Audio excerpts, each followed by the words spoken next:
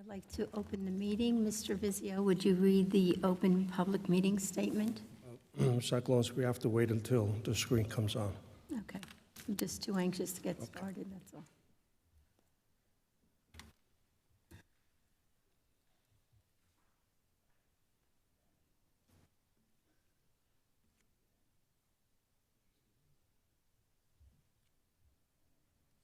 All right, good evening. There's a public meeting of the Board of Education of the Clark Public Schools. Adequate notice of this meeting has been given in accordance with PL 1975, Chapter 231, and that a special notice was made in conformance with Section 13 of the Act. Okay, thank you. Can I have a motion to return to public session? Mrs. Guerrero, Mr. Smorl, all in favor? Anybody opposed? Okay, thank you. Can we rise for the pledge to the flag? Pledge allegiance. To the United States of America and to the republic which stands, one nation, under God, indivisible, with liberty and justice for all. Okay. Can we have roll call, please? Cyclonis, Here. Mr. Besavinga, Mr. Bohm, Yes, here. Mr. Breedy, Ms. Guerrero, Here. Ms. Harrison, Ms. Hickman, Here. Mr. Lewis, Here. Mrs. Smorl, Here. and Mr. Duncan Sloot. Having 6 board members who have a quorum. Okay, thank you. Can I have a motion and second for the approval of the minutes, please? Mrs. Guerrero, Ms. Guerrero. Mr. Smorl, are there any comments, questions, or revisions? Seeing none, roll call, please. Ms. Cyclonis, Yes. Mr. Bohm, Yes. Ms. Guerrero, Yes. Ms. Hickman, Abstain. Mr. Lewis, Yes. and Mr. Smorl. Yes. Motion carried. Okay. At this time, I'd like to open the floor to the public for agenda items only. Okay. Seeing none, can I have a motion and a second for personnel items 1 through 17? Mrs. Hickman, Mr. Lewis. Any questions, comments? Seeing none, roll call. Ms. Cyclonis, Yes. Mr. Bohm, Yes. Ms. Guerrero, Abstain on 1, 6, 8, 11, yes on the rest. thank you. Ms. Hickman, Yes. Mr. Lewis, Yes. and Mr. Smorl. Yes. Motion carried. Okay, thank you. May I have a motion and a second for curriculum items 18 and 19? Mrs. Hickman, Mr. Lewis, any questions or comments? Seeing none, roll call. Ms. Cyclonis, Yes. Mr. Bohm, Yes. Ms. Guerrero, Abstain on 18, yes on 19. Ms. Hickman, Yes. Mr. Lewis, Yes. and Mr. Smorl. Yes. Motion carried. Okay, thank you. Now for policy, may I have a motion and a second for items 20 and 21? Mr. Bohm and Ms. Guerrero, sorry. Any questions or comments? Seeing none, roll call. Ms. Cyclonis, Yes. Mr. Bohm, Yes. Ms. Guerrero, Yes. Ms. Hickman, Yes. Mr. Lewis, Yes. and Mr. Smorl. Yes. Motion carried. Okay. Under Board of Governance, may I have a motion and a second for items 22 through 24? Mr. Smorl, Mrs. Hickman. Any questions or comments? Seeing none, roll call. Ms. Cyclonis, Yes. Mr. Bohm, Yes. Ms. Guerrero, Abstain on 23, yes on the rest. Ms. Hickman, Yes. Mr. Lewis, Yes. and Mr. Smorl. Yes. Motion carried. Okay, under Finance, I would like a motion and a second for items 25 through 47. However, we are going to administratively withdraw number 42 because we are looking for additional proposals. So may I have a motion and a second? Mr. Smorl, Mrs. Hickman, any questions or comments? Seeing none, roll call. Ms. Ms. Akalonis? Yes. Mr. Bohm? Mr. Bohm? Yes. Ms. Guerrero? Abstain on 26, 27, and 36, and yes on the rest. Ms. Hickman? Yes. Mr. Lewis? Yes. And Mr. Smurl? Yes. Motion carried. Okay, thank you. At this time, Mr. Grande, may we have the report of the superintendent? Good evening, and thank you, Ms. Laklanis. On this evening's agenda, we have a number of additional new hires, and thanks to our administrative team, our personnel committee, and the full board for their work and support throughout the process. On this evening's agenda, we also have the approval of our college application Summer Institute, which is to be taught next week by Mrs. Joy Donaldson for the English component and Ms. Molly Cusick for the school counseling component. NJGPA is a high school proficiency assessment that juniors take in the spring of their junior year. We've recently received these results and are proud to say that for English language arts, we have a 97.8 percentage rate as compared to the state's 81.6, and for mathematics, 70.1% compared to the state's 54.7. The more detailed slides can be found on the district website under the Curriculum, Technology, and Assessment page, and we're looking forward to reviewing these and our other test results with the Curriculum Committee the last week in August. And the following is a message from Mr. Morrison, our newly appointed supervisor, who could not be here this evening because of a family vacation. Good evening, Board of Education members, district administrators, and the school community. Even though I am currently on vacation, I felt it was important to take a moment to express my deepest gratitude for this incredible opportunity. I am truly honored to accept the K-12 Content Area Supervisor position.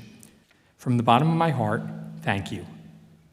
For the past 20 years, I have been blessed to work with a talented group of students and supportive parents who have made this journey incredibly rewarding.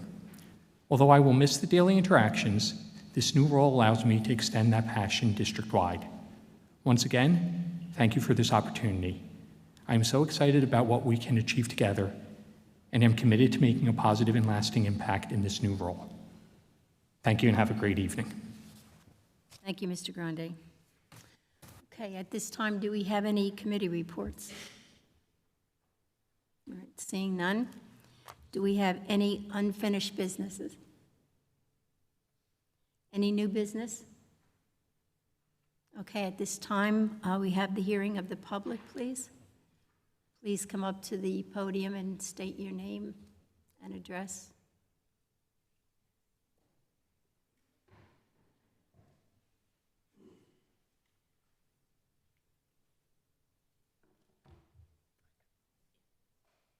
Hi, our names are Mia DiBiase. And Victoria Selecki. My address is 42 Kenneth Place. And my address is 80 St. Germain Drive. We recently received a call informing us the ALJ gymnastics team won't be a sport this coming fall. We've worked really hard to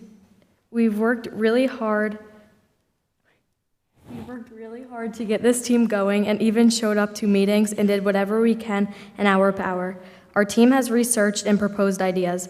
Being that all of us are skilled gymnasts, to receive this news was disappointing.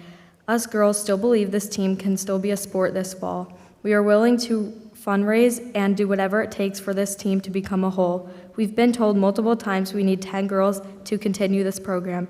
Us gymnasts and parents have talked to other schools and coaches about meeting the requirements. I'd like to mention that Scotch Plains, Fanwood, and Westfield only have 8 to 10 girls this fall season. We've also been told that we can combine with Dayton and David Burley, which we are open to do. We think that ALJ gymnastics team can grow our name, being that more than 5 girls have placed and became champions at states. I understand we can join with Scotch Plains Fanwood team and compete as individual, but we would like our own team. Please take this into consideration because it would be beneficial for everyone. Can you please provide us any feedback? Okay, thank you for your comments. We appreciate your concerns. Mr. Grande, would you like to make a comment? So I'd like to thank both of you for getting up this evening and speaking, and for everyone being here this evening to support these two young ladies. Mr. Kalikas, as you know, is our athletic director, and he did a survey of athletic directors, ADs throughout the county. And when we compare the data that he got back in terms of numbers for programs, coupled with the fact that this would be the first year of a program, it was in the best interest of the district as a whole not to pursue a team at this time solely for ALJ. Another option that you alluded to is actually called a co-op, where we partner with other schools for a sports team. We do it in the winter for ice hockey with Roselle Park in Dayton and Springfield. We missed the deadline, being that we need to get the information into the state's governing body for athletics, NJSIAA, by middle of January. And when this really started to take life, we missed that deadline. With that being said, Mr. Kalikas reached out to NJSIAA to see if there was any flexibility with that deadline given the unique circumstance, and also if they'd flex at all with allowing us to partner, co-op with a Catholic school. And the answer we were told was no.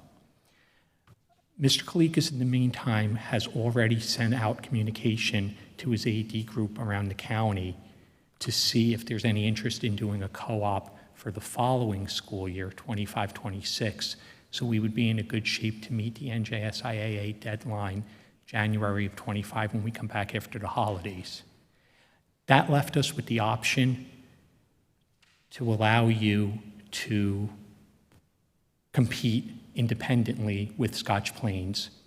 We have a good relationship with the athletic department at Scotch Plains, and they're willing to accept you ladies as independents for the year while we try to get involved in a co-op. I would say that's my brief feedback, but please know if you'd like to come in with your parents, yourselves, whatever you deem appropriate to meet with Mr. Kalikas and I, we're happy to talk to you in more depth, face to face. Thank you. Thank you.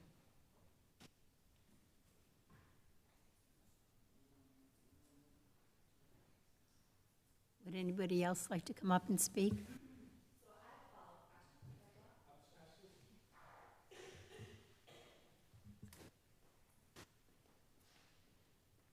Jessica DiBiase, 42 Kenneth Place, Mia's mom. So that's feedback that we hadn't gotten already. It's probably been in progression in terms of the school year of 25, 26. I think that would be, or no, yes, next year. So when will we have a decision on that? For instance, this year, right, they could compete independently in Scotch Plains. And then we're trying for next year to have a co-op, right, where it could be potentially a Johnson team or Johnson Leotards. When would the decision be made? So the communication has already been made initially with the county. Mr. Kalikas is going to be aggressively following up with the county ADs to see if we can get some interest, and hopefully we'll have an update in the early fall once everyone. Right now, the summer's a little bit awkward with people being on vacation and some ADs only being 10 and a half months. But when the group gets back in September, we're going to pursue it very aggressively. Okay. And then in regards to the Scotch Plains team, that they would be independent. So I think this is more my question for Kalikas, but you may know. I understand that they have to compete independently. Is there a way to have a coach with them? I understand that it would be a Scotch Plains coach. However, could there be funding that there's a Clark coach? Because my understanding is if it's a Scotch Plains coach and then they're independent, then the parent has to go to every meet.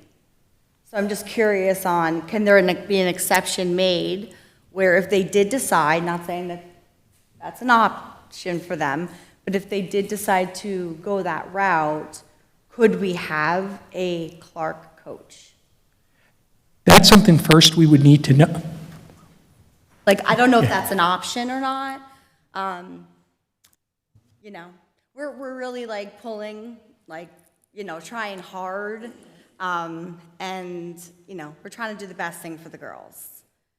So I know that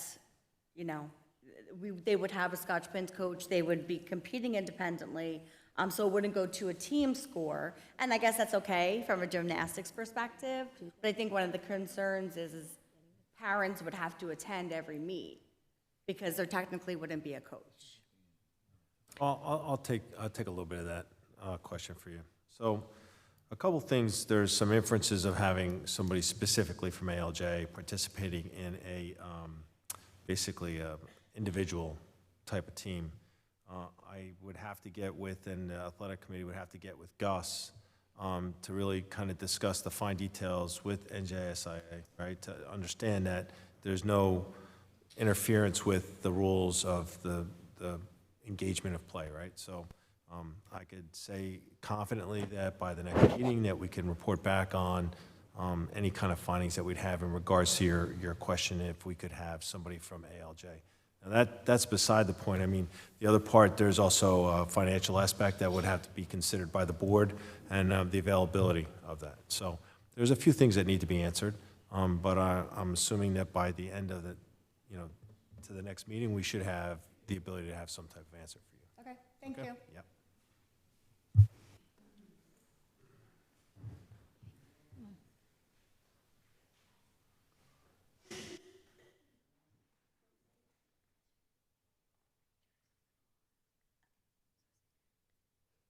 Hi, I'm Ava Laddick. I'm a senior at Arthur L. Johnson High School, and my address is 411 Willow Avenue.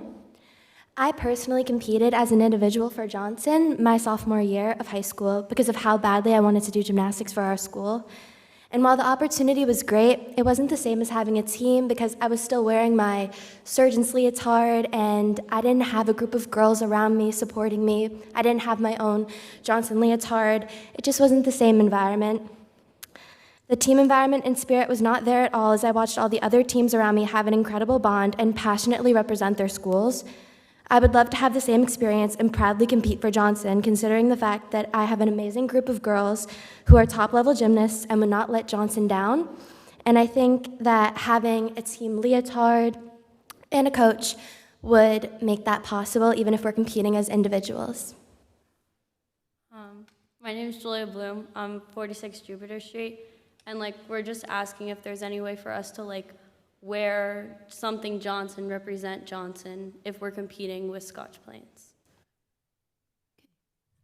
We will. And I think like Mr. Bohms referred to the question with a coach, we'll look into that in conjunction with Mr. Kalikas and the athletic committee and get back to you. I would also like to add that we actually have a coach at my gym that used to do gymnastics for ALJ, and she said that she would be willing to do that for us. Thank you. Thank you. Thank you.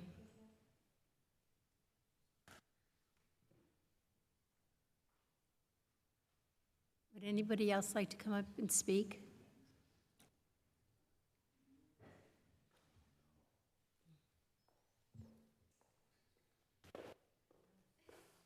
Bill Draghi at 47 Post Road, Clark, New Jersey.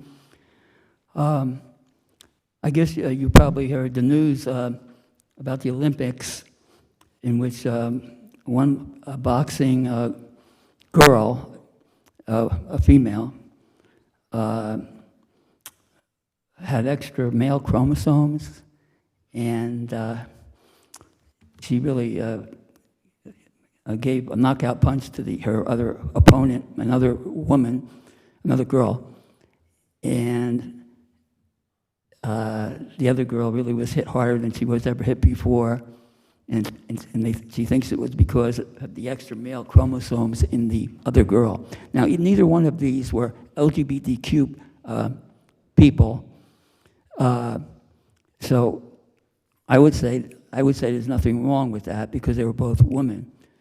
But if there was an LGBTQ male, I mean, LGBTQ girl with a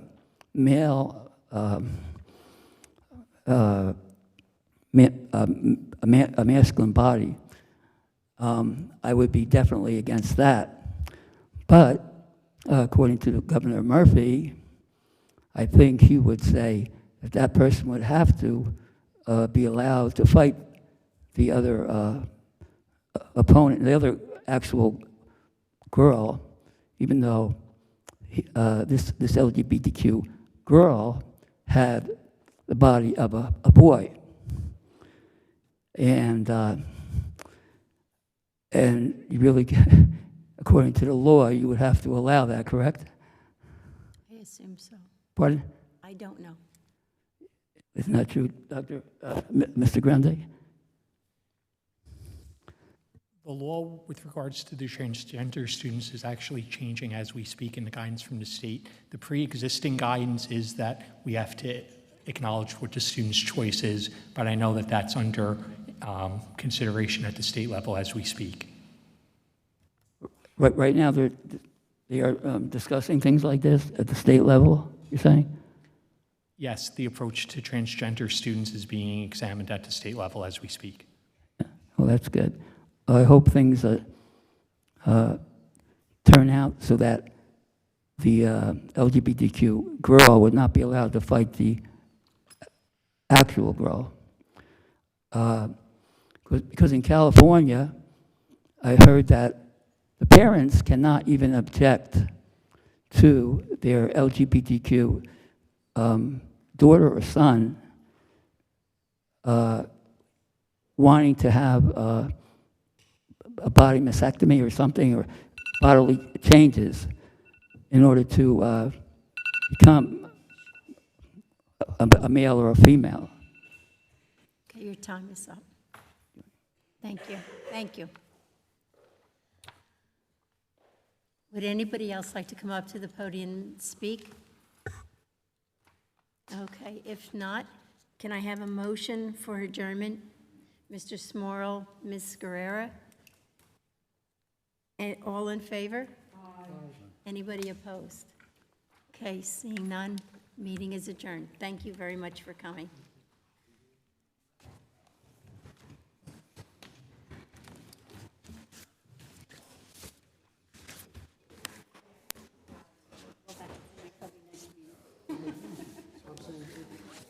I'm saying they can